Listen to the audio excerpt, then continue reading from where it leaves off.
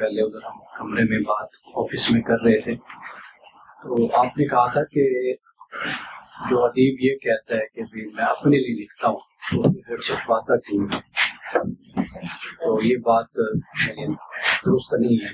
लिखना होता है लोगों के लिए, लेकिन जो आगाज में जैसे आप इब्तिदा में और अपना सफर बताया, तो उसमें तो ऐसे लगता है कि आपने अपने लिए लिखा, यानी आपकी अपनी खलवत या तन्हाई या जो बेचैनी इस्तिराब, उसको आपने ख़त्म करने के लिए आप उसको तहरीर में लाते रहे। अगर वो आप न लिखते तो शायद आप मुस्तरब या इस्तिराब या परेशानियों में आप घिरे रहते। तो आपको तहरीर ने खुद आपकी अपनी ज़ात को सुकून दिया है। तो इन चीज़ों को हम दोनों को कैसे मुताबिक करते हैं? बिल्कुल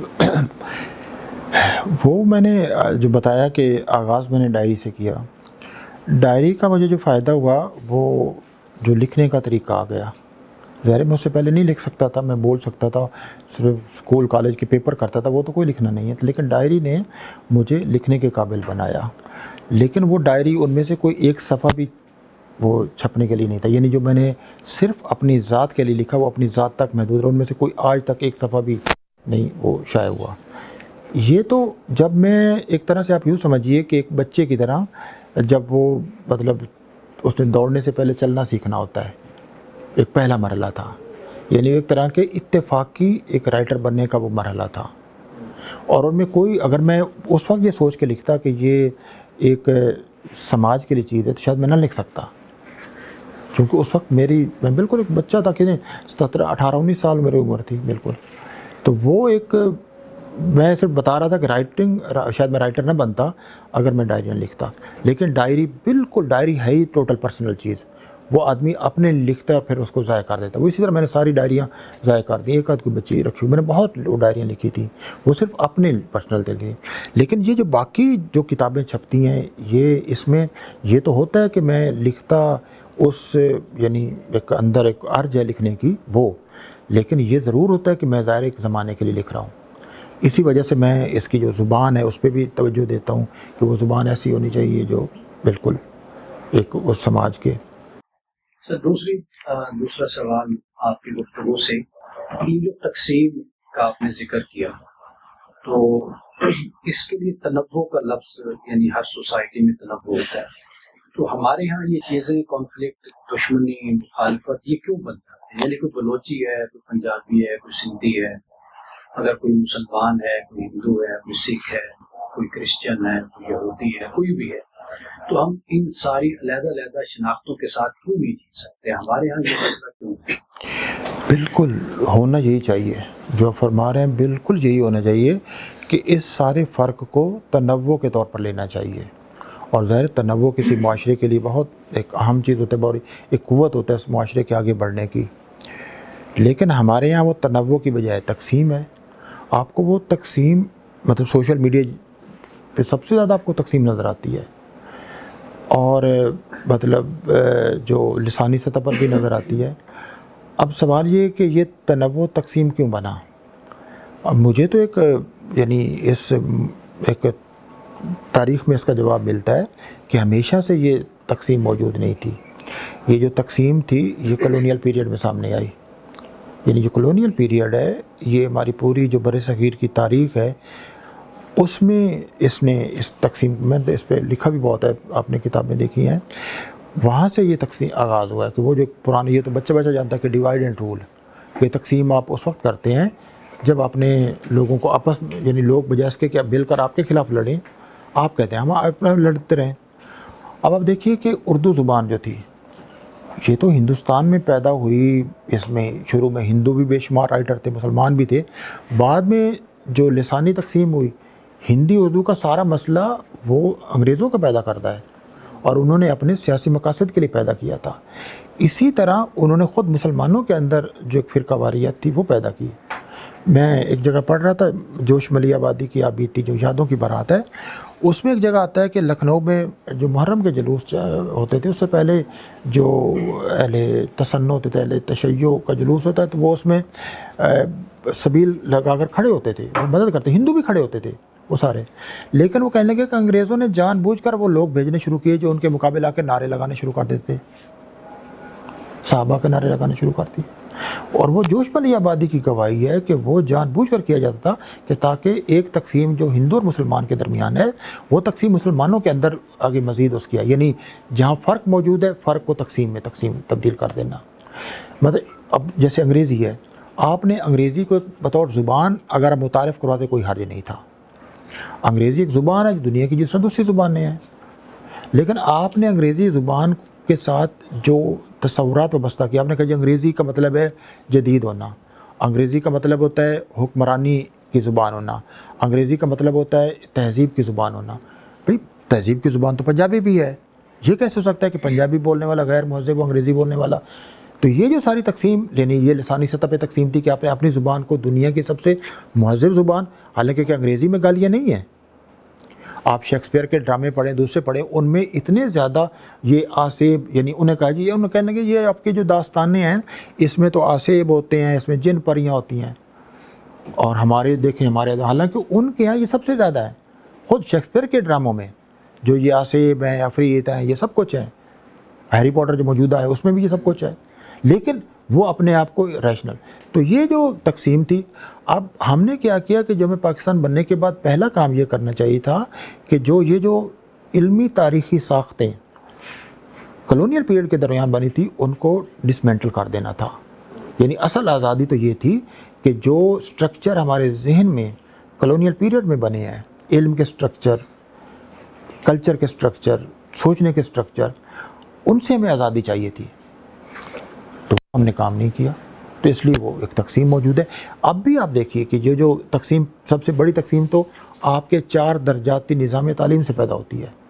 जब तक आप एचिसन का निज़ाम तालीम, प्राइवेट के अंग्रेज़ी का और सरकारी और फिर मदारस की, ये रहेगा, और उनमें फ़िक्री तौर पर भी बहुत फ़र्क है। यानी एक बच्चा जो एक निजी यूनिवर्सिटी में, जो लिबरल यूनिवर्सिटी है, वहाँ के बच्चे की फ़िक्र और सरकारी यूनिवर्सिटी के बच्चे की फ़िक्र और मदरसे से पढ़े बच्चे की फ़िक्र में बहुत फ़र्क है। वो उनके अंदर एक प्रोसेस है जिसको कॉलोनियल पीरियड में कहा गया अदरिंग, कि आप अपने आप की जो आइडेंटिटी कायम करते हैं, डिफ़ाइन करते हैं, वो दूसरे को गैर बनाकर पेश करते हैं। तो यहाँ भी एक अदरिंग का प्रोसेस होता है कि एक मदरसे का तालिब इल्म नई फ़िक्र को काफराना फ़िक्र समझेगा, और वो जो है वो मजहबी फ़िक्र को एक रजत पसंदाना, कदामत पसंदाना, एक अज़ का रफ्ता फ़िक्र समझेगा। तो जब ये होगी तो तकसीम होगी, तनव्वुर फिर नहीं होगा। अभी जो बात हो रही है ये वाकई ये कॉन्ट्राडिक्शन है कि मैं अपने भी लिखता हूँ और फिर बोलना चाहता हूँ। जैसे आपने एक और बात की कि आज की सोसाइटी बहुत डिमांड्स करती है राइटर्स से, तो मैं वो उन डिमांड्स को इग्नोर करके अपने लिए लिखता हूँ, फिर मैं चाहता हूँ जो मैंने अपने लिए लिखा है उसका ब्लाग भी हो जाए, उसकी इशार भी हो जाए। तो कॉन्ट्राडिक्शन तो नहीं है। मेरा ख्याल है बहुत से राइटर कहते हैं कि मैं अपने लिए लिखता हूँ, और अपने लिए मैं तो पहले भी कहा कि उनका हक़ है। एक आदमी अगर कहता है कि अपने लिखता हूँ तो उसको हक़ है ये लिखने का, लेकिन जब आप प्रिंट में ले आते हैं तो इसका मतलब ये है कि आपके अंदर कहीं ना कहीं डीपली ये चीज़ मौजूद है कि मैंने जो अपने लिए लिखा है ना, मैं ये समझता हूँ कि ये दूसरों के लिए भी हो सकता है। वैसे तो एक रविंद्रनाथ टैगोर का एक बड़ा मशहूर कौल है, बताओ उसका राइटर के तौर, वो कहता है कि जब मैं अपने लिए लिखता हूँ तो सबके लिए लिखता हूँ। इसलिए कि जब मैं अपने लिए लिख रहा होता हूँ तो उस वक्त मैं बतौर एक फ़र्द के तौर पर नहीं लिख रहा होता, मैं पूरी एक नौए इंसानी का उसका आ जाता हूँ। तो वो गोया कहता है कि मैं अपने लिए लिखते हुए खुद ब खुद दूसरों के लिए भी लिखता चला जाता हूँ। तो ये दूसरी बात होती है कि नौजवान या कोई भी वो लिखने से, क्योंकि एक मेहनत का अमल है, हिसाब का है, उससे घबराता है। तो एक आपने और शायद आपने बुनियाद रखी है एआई की लिटरेचर में पॉइंट ऑफ व्यू से, अब भी ये मुश्किल रह गया लिखना, या इसकी एआई की ये बहुत बहुत बड़ा एक चैलेंज है। वैसे तो हर टेक्नोलॉजी जो आती है वो अपने साथ बाज़ इम्कानात और बाज़ ख़तरात और बाज़ चैलेंजेस लेके आती है। तो हमें उस टेक्नोलॉजी को रद्द नहीं करना चाहिए, उस टेक्नोलॉजी को समझ कर इन तीनों चीज़ों को कि इसके इम्कानात हमारे लिए क्या हैं, इसके ख़तरात क्या हैं और इसके चैलेंजेस क्या हैं, ये देखना चाहिए। तो एआई के साथ भी है, लेकिन एआई पुरानी तमाम टेक्नोलॉजी से इतनी ज़्यादा मुख्तलिफ है कि पुरानी टेक्नोलॉजी जो थी वो जहन के बगैर थी, लिहाजा उनका पूरा कंट्रोल आदमी के पास था। आपके पास गाड़ी है, आपके पास बम है, आपके पास जहाज़ है, उसका कंट्रोल आपके पास है। तो ये टेक्नोलॉजी है जिसके पास अपना जहन है, जो सोच सकती है, जो बोल सकती है, जो तख्लीक कर सकती है, फ़िल्म तख्लीक कर सकती है, म्यूज़िक तख्लीक कर सकती है, शायरी तख्लीक कर सकती है, पूरा नावल चंद मिनटों में लिख सकती है, पूरा ड्रामा लिख सकती है, पूरी फिल्म बना सकती है, कहानी भी लिखेगी, आप उसको प्रॉम्प्ट देंगे वो कर देगी। तो लिहाजा ये पुरानी टेक्नोलॉजी से बहुत ज़्यादा मुख्तलिफ, लिहाजा इसके ख़तरात भी ज़्यादा हैं और इम्कानात भी बहुत ज़्यादा हैं। राइटर के लिए आसानी तो ये है कि आप उसको प्रॉम्प्ट दें तो वो आपको उसी तरह कहानी लिख देगी, लेकिन ज़ाहिर है वो एक मशीन की लिखी हुई टेक्नोलॉजी है। तो इस एआई के पास गैर मामूली जहन है। अभी मैं एक जगह पढ़ रहा था कि इंसानी जहन काम करने के लिए जो एनर्जी इस्तेमाल करता है वो 12 वाट है, एक आम इंसानी दिन। लेकिन वो जो एआई है वो तकरीबन 3.5 गीगा वाट, यानी कितनी हज़ारों लाखों गुना ज़्यादा एनर्जी इस्तेमाल कर। तो उसका मतलब ये कि उसके पास न्यूरॉन्स के जो सेल्स हैं जो सोचने वाले हैं वो इतने ज़्यादा हैं, तो वहाँ तो इंसान उसका मुकाबला नहीं कर सकता, लिहाजा वो इंसान से बेहतर लिखती है, हर चीज़ इंसान से बेहतर करती है। क्योंकि वो जो वहाँ एक हमारे पास एक ज़हन है, मेरे पास आपके पास कितने, एक ही ज़हन है, उसकी लिमिटेशंस हैं। और सबसे बड़ी लिमिटेशंस हमारी बायोलॉजिकल बॉडीज़ की वजह से हैं, जो बीमार हो जाता है, घबरा जाता है, डिजनरेट हो जाता है, तो उसके पास तो ये नहीं है बायोलॉजिकल बॉडी। लेकिन यही चीज़ दोनों में फ़र्क भी है कि उसके पास चूँकि बायोलॉजिकल बॉडी नहीं है, लिहाजा उसके यहाँ वो खौफ नहीं है, उसके यहाँ महरूमी का एहसास नहीं है, कमतरी का एहसास नहीं है, घबराहट नहीं है, उसके पास ख्वाब नहीं है। तो ये चीज़ें, तो लिहाजा अब हमें जो एआई के ज़माने अदब तख्लीक करना है वो खालिस इंसानी अदब तख्लीक करना है, जिसमें ये सारी चीज़ें आई। तो एआई तो ज़ाहिर है वो मशीन होगी जो इंसान से बेहतर ज़ुबान में लिखती है। मैंने तो तजर्बे भी किए हैं बहुत, अभी कुछ लोग किताबें भी ला रहे हैं और अमेज़ॉन पे किताबें मौजूद हैं एआई की लिखी हुई। फ़लसफ़ा तक, फ़लसफ़ा क्या, एआई ने पूरी एक नई बाइबल लिखी है। उसी आप उसे कहें कि पुरानी, आप अभी अपना मोबाइल निकालें, उसमें चैट जीपीटी 4 या 5 करें, उसको कहें कि आप एक बाइबल का एक चैप्टर लिख दीजिए फलां बाइबल का, आपको चंद सेकंड में वो पूरा बाइबल का चैप्टर लिख देगी। तो इतनी बड़ी वो एक है। तो लेकिन ऐसे में जो नौजवानों को ये चाहिए, ये उनके लिए यानी पॉसिबिलिटी तो बहुत है, लेकिन उसके साथ ख़तरा भी बड़ा है कि आपकी अपनी जो क्रिएटिविटी वो ख़त्म हो जाएगी। मैं चूँकि पढ़ाता भी हूँ तो वहाँ हमारे तालिब इल्मों को इल्म में मदद देने की बजाय रुकावट बन रही है कि वो अपने जो बहुत सी असाइनमेंट्स हैं वो उससे तैयार करते हैं, होती तो बहुत अच्छी हैं लेकिन वो उनकी नहीं होती, तो वो तो उनके लिए नुकसानदेह है। इसी तरह क्रिएटिविटी वो उसमें बहुत है, लेकिन आदमी को अपनी क्रिएटिविटी लानी चाहिए। उससे आप एक हद तक मदद लें सीखने के लिए, यानी उसको अपना एक उस्ताद समझें, जिस तरह उस्ताद से मदद ली जाती है। Shiraz sir, as I am from Gen Z, तो मेरा सवाल भी उन्हीं के रिलेटेड ही होगा। सर, ये जो चीज़ है, इस चीज़ ने हमारे लिए बहुत सारी चीज़ें आसान कर दी हैं, हम बड़ी जल्दी चीज़ें हासिल कर सकते हैं और इसी के साथ साथ इसने हमें बड़े शॉर्ट टेम्पर्ड भी बना दिए, हमें चीज़ें आसानी से मिल जाती हैं और इस चीज़ की हमें आदत हो गई। तो सर, जैसा कि कोई भी किताब है, हम गूगल पे जाते हैं या एआई पे जाते हैं, तो हम चंद सेकंडों में या मिनट्स में उसका मेन थीम या उसकी समरी हम हासिल कर सकते हैं, समझ सकते हैं कि ये बुक जो है हमें ये बताना चाह रही है या इसमें ये लिखा है। तो सर, फिर क्यों हमें पूरी किताब क्यों पढ़नी चाहिए, या फिर हमारे पास हमें इतनी आसानी से चीज़ें मिल रही हैं, तो फिर एक किताब, पूरी किताब पढ़ना क्यों ज़रूरी है सर? वो ये मेरा सवाल नहीं, ये सारी जन के सवाल है कि ये फिर क्यों ज़रूरी है पूरी किताब पढ़ना, जब हम उसका मेन थीम या उसकी समरी हासिल कर सकते हैं। आप दुनिया में कितने साल जीना चाहते हैं? सर, इतने साल मेरे लिए अच्छे हो जीने के लिए। तो अगर आप दुनिया में चाहते हैं कि आप 70 साल 80 साल जिए, चाहते हैं ना, ये आप चाहते हैं कि आप सारी ज़िंदगी एक ही दिन में गुजार दें, एक दिन में ज़िंदगी गुजार सकते हैं, तो ये इंतखाब तो फिर इस नस्ल को करना है ना कि क्या उससे एक तवील और पुरअमन और बहुत फुलफिलमेंट वाली ज़िंदगी बसर करनी है, या सिर्फ बहुत तेज़ रफ्तार भागते हुए इस सारी ज़िंदगी की जो मतलब है दौलत उसको 2 दिन में खर्च करना है। तो आप चाहें तो ज़िंदगी की जो दौलत है उसको थोड़ा थोड़ा खर्च करके बहुत कर सकते हैं। दूसरा, किताब, पहली बात ये, किताब की समरी में किताब नहीं आती। किताब का आइडिया और उसका बहुत ही एक स्कैटर्ड और फ्रैगमेंटेड आइडिया आता है। किताब आपको पूरा इल्म देती है। किताब के साथ आपकी जो एंगेजमेंट है, ये आप समझिए कि ये आपकी, देखें, किताब की समरी सिर्फ आपकी याददाश्त का हिस्सा बनती है। किताब पढ़ना सिर्फ अपनी याददाश्त के लिए नहीं है, अपनी पूरी बीइंग के लिए। आप ये समझिए कि हम इंसान जो हैं, ये हम ना इंसान पूरे सिर्फ दिमाग हैं, ना सिर्फ दिल हैं, ना इमेजिनेशन है, ना इंट्यूशन है, हम सब इन सब से मिलकर बने हुए एक वजूद हैं। तो किताब हमें बहुत आहिस्तगी के साथ अपने पूरे वजूद की शिरकत को मुमकिन बनाती है। अगर आप किसी चीज़ का तजर्बा स्कैटर्ड करेंगे, सतही करेंगे, मुख्तसर करेंगे, तो आप तो ज़िंदगी कभी बसर ही नहीं कर सकेंगे ना। आप मतलब एक पूरा दिन जीना चाहते हैं या 1 सेकंड जीना चाहते हैं, ये सवाल है। तो समरी का मतलब ये है कि आपने फैसला किया कि आप 1 सेकंड के लिए जिएंगे, आप बहुत सतही और ऊपर से देखेंगे। किताब पढ़ने का मतलब ये है कि आप पूरा दिन आराम से बसर करेंगे।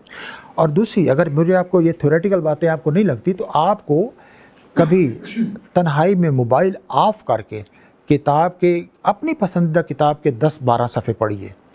फिर आपका वो जो एक्सपीरियंस होगा पढ़ने का, जिस तरह आप उससे लर्न करेंगे, उसके एक एक लफ्ज़ को, मुसन्निफ़ ने किसी लफ्ज़ को इस्तेमाल कैसे किया है, उसमें ईडियम्स कैसे इस्तेमाल किए हैं, उसमें फ़िक्र को कैसे, फ़िक्र डेवलप कैसे होती है। समरी में तो फ़िक्र की डेवलपमेंट का सारा आता ही नहीं है। लिहाजा समरी कभी भी आपको इल्म नहीं देती, ये बिल्कुल एक छोटी सी आपको देती है। तो हमें ज़िंदगी बसर करने के लिए चीज़ों का, हर चीज़ का मुकम्मल इल्म चाहिए। लिहाजा किताब पढ़ना बहुत ही ज़रूरी है। आप किताबें ज़िंदगी में कम पढ़ें, लेकिन तमाम किताबों को अलिफ से लेकर ये तक पढ़ें। तो आप एक किताब का पढ़ने का जो तजर्बा होगा, वो आपकी लाइफ ट्रांसफार्मिंग तजर्बा होगा। खा आप 50 किताबों की समरी हासिल कर रहे हैं, आपको कुछ हासिल नहीं होगा। लेकिन एक किताब को अगर आप पढ़ लें, आप कहें कि जी दुनिया में, और दुनिया में बेशुमार बड़ी किताबें लिखी गई हैं हर मौजू पर, यानी मज़हब से लेकर फ़लसफ़े तक, फ़लसफ़े से लेकर अदबियात तक, तारीख़ तक, इतने साइंस तक इतनी किताबें लिखी। तो आप अपनी पसंद की अगर ज़िंदगी में 12, 15, 50 किताबें तवज्जो से पढ़ते, तो वो कहीं ज़्यादा उनका आपको इल्म एक होगा, और आप उस इल्म के ज़रिए, इल्म के साथ दुनिया में जी सकते हैं, उस इल्म के साथ दुनिया के साथ निगोशिएट कर सकते हैं। लेकिन जो समरी और ये है, ये आपको सिर्फ इम्तिहान में ग्रेड दिला देगी। और आपको ये भी बता दूं, अब ये आगे ये जो समझ आ गई, वो शायद ये इम्तिहान का सिलसिला ही ख़त्म कर दें।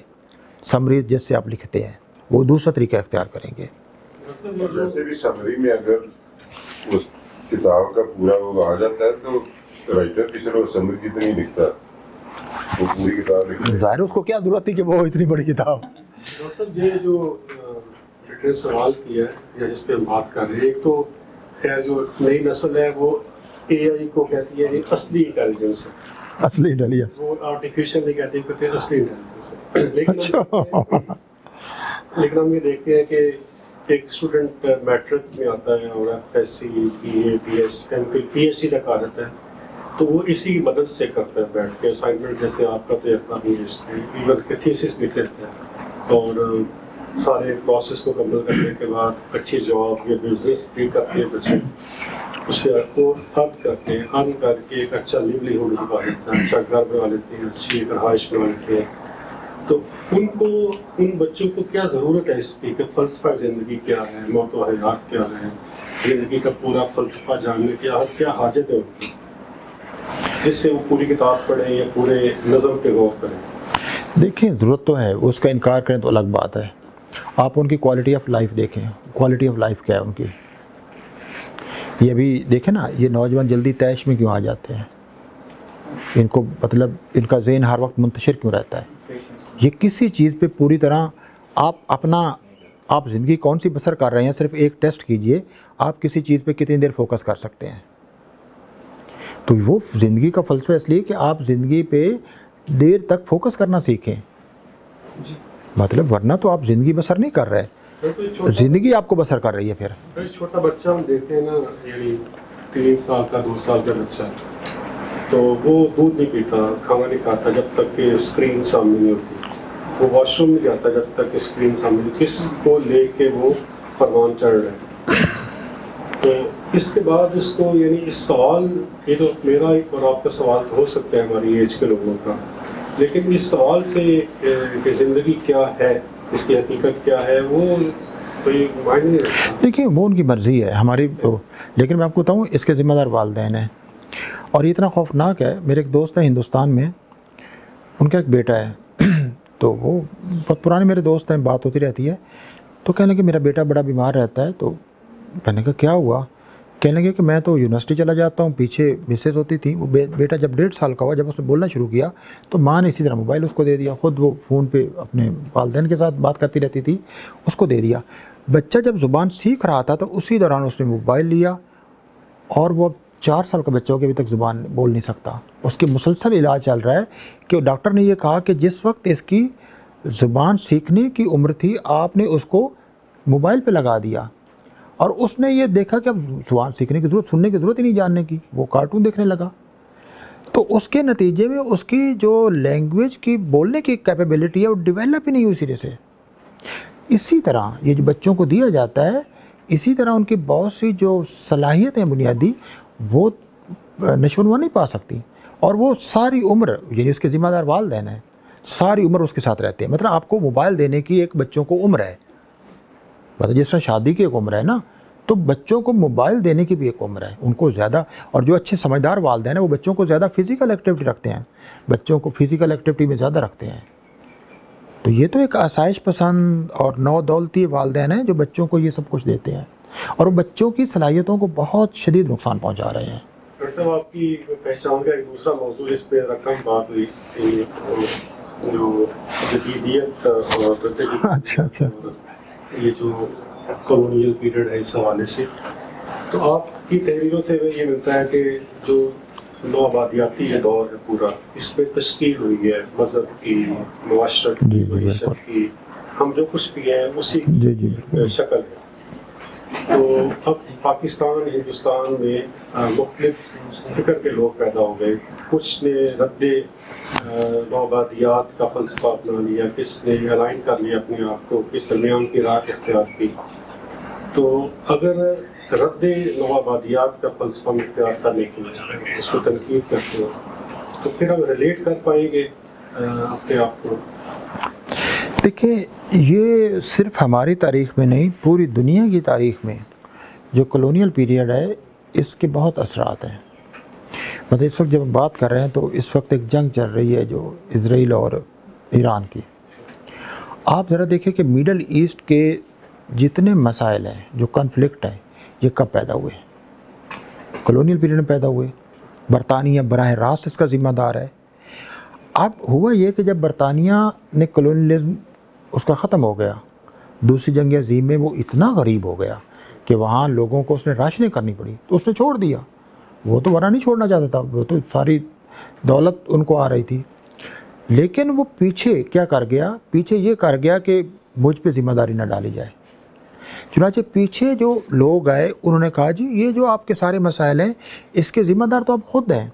तो हमारी जो बहुत सी स्कॉलरशिप थी जो यूनिवर्सिटियों की दूसरी जगह पे, उन्होंने कहा जी ये हिंदू मुसलमान खुद ही ज़िम्मेदार थे, पाकिस्तान बना है तो इसके फ़ौज ज़िम्मेदार है, फ़लाँ ज़िम्मेदार हैं, लेकिन हम तो ज़िम्मेदार नहीं हैं आपके, आप खुद ही ज़िम्मेदार हैं, वो ज़िम्मेदारी हमारे।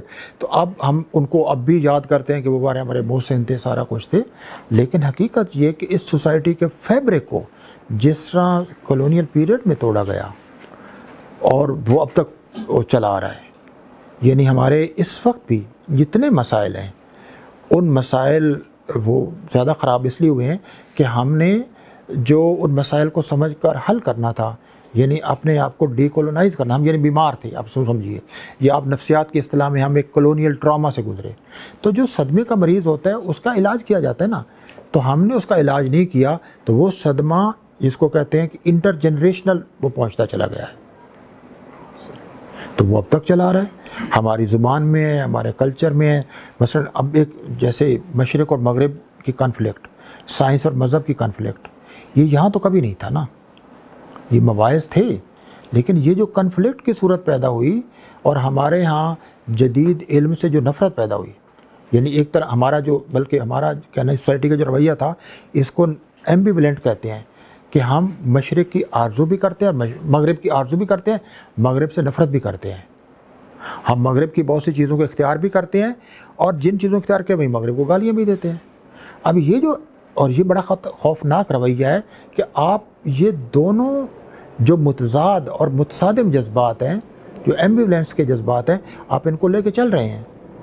आपको इनको रिजॉल्व करना चाहिए था। उस पे क्या रखे लाइन, पैरामीटर क्या होना चाहिए? क्योंकि जो डीकोलोनाइजेशन है वो भी एक तरह की मरूबियत पैदा कर रही है, यानी हम डीकोलोनाइज थेरीज तो डेवलप करते हैं लेकिन उसके पैरामीटर भी हम वहीं से मुस्ताब लेके कर रहे होते हैं। और उस पर बेशक मार्क्सिस्ट पॉइंट ऑफ व्यू है, बेशक वो एडवर्ड साइड की थेरी यादरी जिसका आपने जिक्र भी किया, इस तरह के लोग इन्हीं की थेरीज को अप्लाई करते हुए हम अपने माहौल को, अपने समाज को समझते हैं। देखिए, मैंने तक पूरी किताब लिखी है ठीक इसी मौजू पर जो आपका सवाल है, जदीदियत और नौआबादियात है, 2021 में आई थी। देखिए, ये जो एक बड़ा मसला जिसको हमने हल नहीं किया वो ये था कि हम दुनिया को बाइनरीज में समझें। हम कहते हैं एक मशरिक़ है, एक मगरिब है। ये बाइनरी कॉलोनियल पीरियड में बनाई गई थी, ये पहले नहीं थी। इसको कई नाम दिए गए। 19वीं सदी के आप अदब पढ़ें तो आपको मिलेगा यूरोप और एशिया की बाइनरी। आगे 20वीं सदी में आके ये मशरिक़ और मगरिब की बाइनरी बन गई। अब जब बाइनरी बनाते तो आप कहते हैं मशरिक़ की जो सारी खसूसियात हैं वो मजहबी हैं, विजदान है, और मगरिब की सारी खसूसियात वो जदीद हैं, फ़लसफ़ा है, साइंस है। आप मशरिक़ में से वो सारी खसूसियत निकाल देते हैं जो मगरिब की हैं, और मगरिब में से वो सारी निकाल देते हैं जो मशरिक़ की हैं। अब ये बाइनरी सारी की सारी एक आइडियालॉजिकल कंस्ट्रक्ट है, ये रियलिटी पर मबनी नहीं है। जिसको आप मशरिक़ कहते हैं, पहली बात ये मशरिक़ एक बड़ा एक कसीर और एक मुतनव्वे एक जोग्राफियाई खित्ता है। आप मशरिक़ को ज़्यादा वो इस्लाम के मानी में ले लेते हैं। ख़ुद इस्लाम में भी मतलब हर जगह इस्लाम का एक जैसा रहा है। हिंदुस्तान में जो मुसलमान हैं वो बिल्कुल हिंदुस्तानी मुसलमान है, जो मिस्र का मुसलमान है वो मिस्री मुसलमान है, ईरान का मुसलमान ईरानी मुसलमान है। ईरानी और मिस्री अपने जो कदीम कल्चर है उससे इस्लाम कबूल करने के बावजूद डिसएसोसिएट नहीं हुए। हिंदुस्तान का मुसलमान हो गया, और वो भी कॉलोनियल पीरियड में हुआ। हम अब भी कहते हैं कि जनाब हमारी जो तारीख़ शुरू होती है मोहम्मद बिन कासिम से शुरू होती है, पिछला जो है हम उसको कबूल नहीं करते। ये रवैया किसी और जगह तो नहीं है ना। इसका मतलब ये कि जिसका मशरिक़ कह रहे हैं वो जो तारीख़ है ख़ुद या मशरिक़ की वो उसमें नहीं आई, लेकिन आपने एक फंक्शनल जो थी बाइनरी बना ली जो काम आती है, जो कॉलोनियल उनके नाम आती है। इसी तरह मगरिब में जब हम कहते हैं जो मगरिब की हम बाइनरी बना लेते हैं, तो मगरिब में सारे लोग तो कॉलोनाइज़र नहीं थे, पूरा मगरिब कॉलोनाइज़र नहीं था। बहुत से लोग कहते हैं कि जनाब कॉलोनियलिटी और मॉडर्निटी ये एक ही सिक्के के दो रुख हैं। वाल्टर मिग्नोलो हैं और लोग हैं, बहुत लोग कहते हैं। मुझे एक इससे इख्तलाफ ये है कि अगर पूरा मगरिब जो मॉडर्न मगरिब है, पूरा मगरिब ही अगर होता एक कॉलोनियल अपने अंदर कॉलोनियलिटी रखता, कॉलोनियल एक रखता, तो फिर उसका सबसे बड़ा निशाना जहाँ जदीदियत अपने पूरे उसके साथ मौजूद है उसका निशाना बनना चाहिए था। काफ्का एक बड़े मशहूर अफसाना निगार हैं ऑस्ट्रिया के, उनका एक अफसाना है penal colony, in the penal colony. वो मगरबी मुआशरे का तस्वुर करते हैं। वो कहते हैं कि ये सारा मुआशरा जो है ये जुर्म की सज़ा देता है, जुर्म नहीं बताता। तो फिर अगर वो वहाँ सारी आज़ादी थी तो वहाँ ये इस तरह के अफसाने क्यों लिखे गए? मेटामॉर्फोसिस उसका अफसाना है, एक आदमी सुबह उठता है तो कीड़ा बन चुका होता है। तो मतलब वो इसका हाँ ट्रायल भी वही है, मिस्टर के को बताया नहीं जाता कि आपका क्या। तो ऐसा अदब फिर लिखा ही ना जा सकता। फिर तो मगरिब बहुत ही एक था। इसका मतलब ये कि मगरिब में भी दो हैं। एक है मगरिब के जो लोग थे जिनको कहना चाहिए कि जो दुनिया को फ़तह करना चाहते थे, वो एक कॉलोनाइज़र थे। लेकिन मगरिब में ऐसे लोग भी थे जो अहले इल्म थे, जो जिनका उस कॉलोनियलिज्म से कोई ताल्लुक़ नहीं है। तो हम जिन कहते हैं कि इसलिए फ़र्क कीजिए, एक कॉलोनियल वेस्ट जिसने दुनिया के, और वो लोग थे चंद एक तबकात थे ना, उन्होंने किया। लेकिन वहाँ के बहुत से अहले इल्म थे जो उस कॉलोनियलिज्म में शरीक नहीं थे। यानी मगरिब में रहने वाला हर आदमी, अगर अमेरिका किसी मुल्क पे हमला करता है तो अमेरिका का हर शहरी तो उसका ज़िम्मेदार नहीं है। मैं हिंदुस्तान और पाकिस्तान की जंग होती है, उसमें तमाम शहरी तो शरीक नहीं होते। ऊपर हमारे 10 लोग यहाँ के होते हैं, 10 लोग वहाँ के होते हैं। सारे तो नहीं होते।